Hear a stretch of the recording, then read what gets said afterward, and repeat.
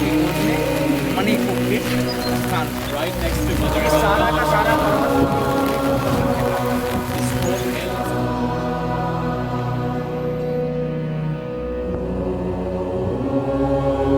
स्मरण बढ़ता है परमात्मा का सब कुछ है। अब जैसे परमात्मा ने सभी परमात्मा है।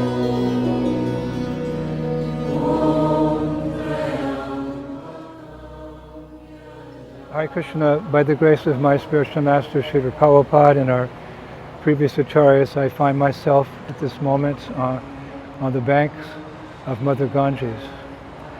I've come with a wonderful group of devotees, a small group of devotees. We're planning to organize a festival up here in Rishikesh in March. That's the reason we've come here, but I think that Krishna's brought us here. Mother Ganges has brought us here. Otherwise, I can't understand our good fortune in being here on the banks of the sacred river. As we all know, this river, the origins of this river are the spiritual world.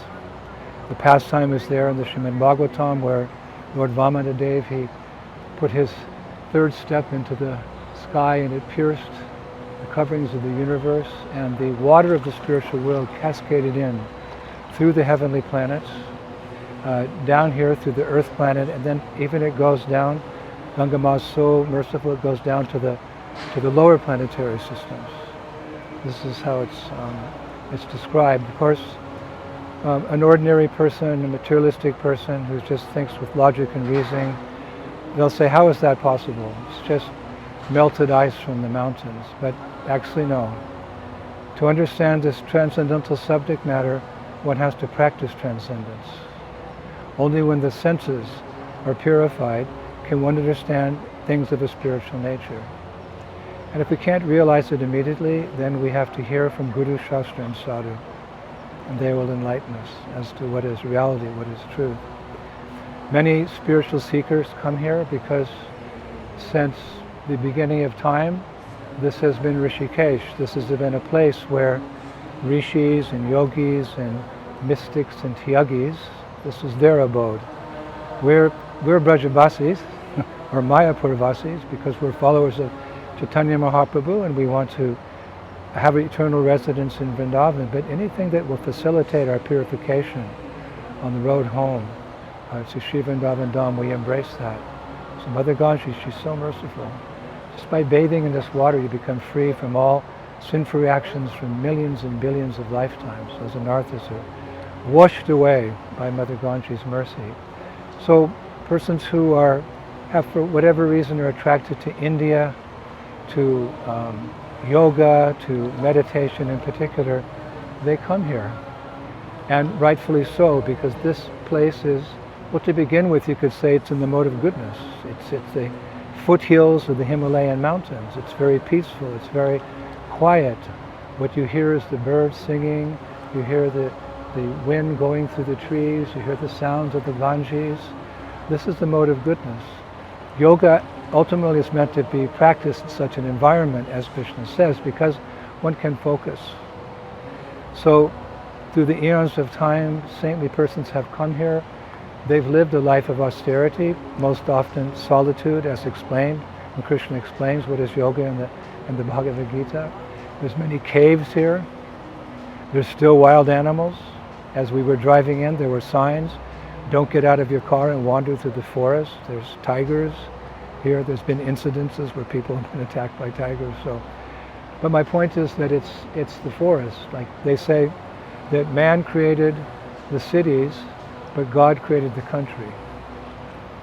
So this is one place that you can come close to God. You can sit in this very sattvic environment.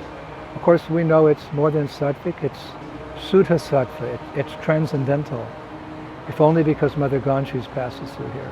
And so many saints have come, so many yogis have become enlightened here.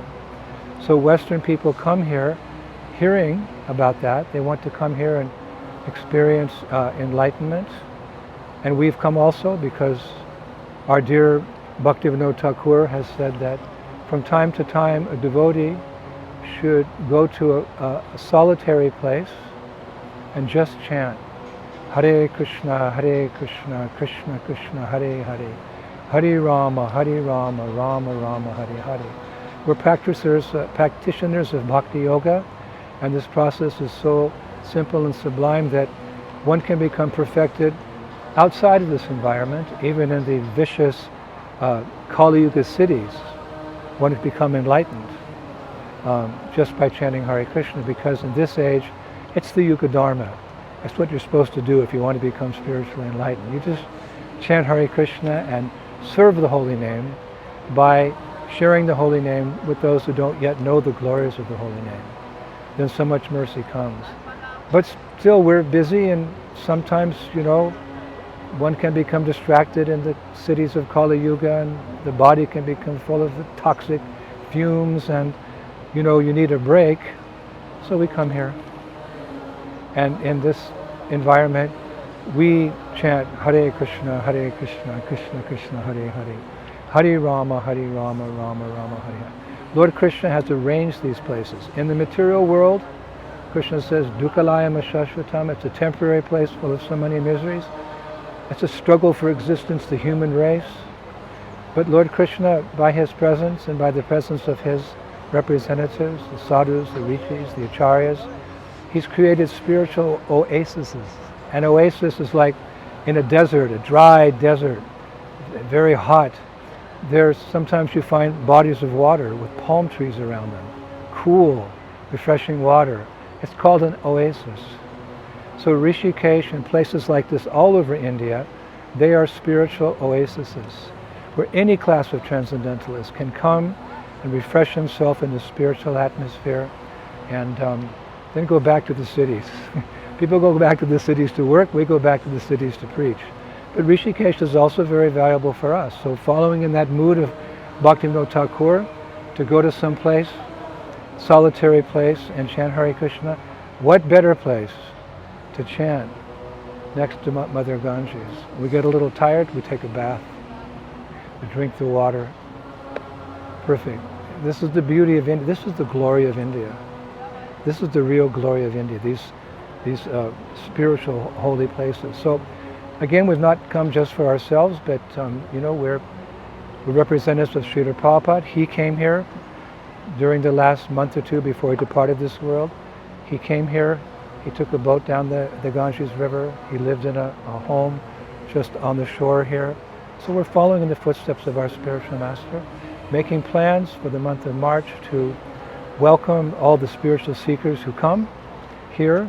We'll be chanting Hare Krishna in the streets, giving out invitations, inviting them to come and perform the Mahayagya, the Sankirtan Yagya, chanting Hare Krishna, along with such kirtaneers as Bhattahari and Sri Prahlad and Gauravani Prabhu and many others. We're going to bring them all together.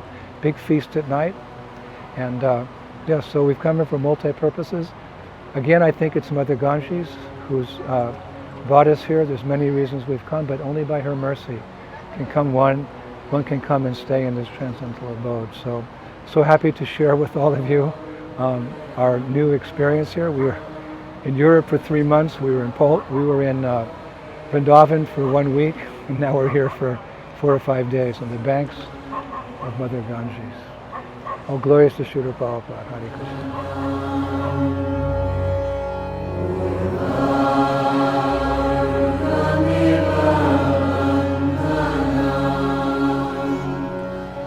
With